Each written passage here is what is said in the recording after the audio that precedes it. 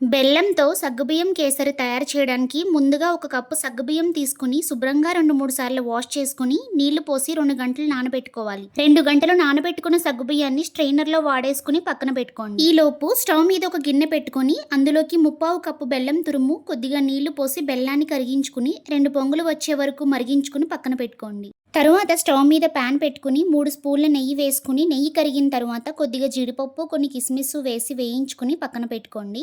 అదే ప్యాన్లోకి స్ట్రెయిన్ చేసుకున్న సగ్గుబియ్యాన్ని వేసి ఒక 10 నిమిషాలు మీడియం ఫ్లేమ్లో వేయించుకోవాలి. ఆ తర్వాత 1.5 కప్పుల నీళ్లు పోసి సగ్గుబియ్యాన్ని ఉడికించుకోవాలి. మనం వేసిన 1.5 కప్పుల నీళ్లలో సగ్గుబియ్యం ఉడికి నీళ్లు ఎగిరిపోయిన తర్వాత ముందుగా కరిగించుకున్న బెల్లాన్ని వడపోస్తూ ఉడుకుతున్న సగ్గుబియ్యంలోకి వేసుకోవాలి. ఈ బెల్లం మిశ్రమాన్ని సగ్గుబియ్యం బాగా పీల్చుకుని ప్యాన్ నుండి సెపరేట్ అయ్యే వరకు కలుపుతూ ఉడికించుకొని 1/2 స్పూన్ యాలకుల పొడి, వేయించి పక్కన పెట్టుకున్న జీడిపప్పు, కిస్మిస్ వేసి కలుపుకొని సర్వ్ చేసుకోండి.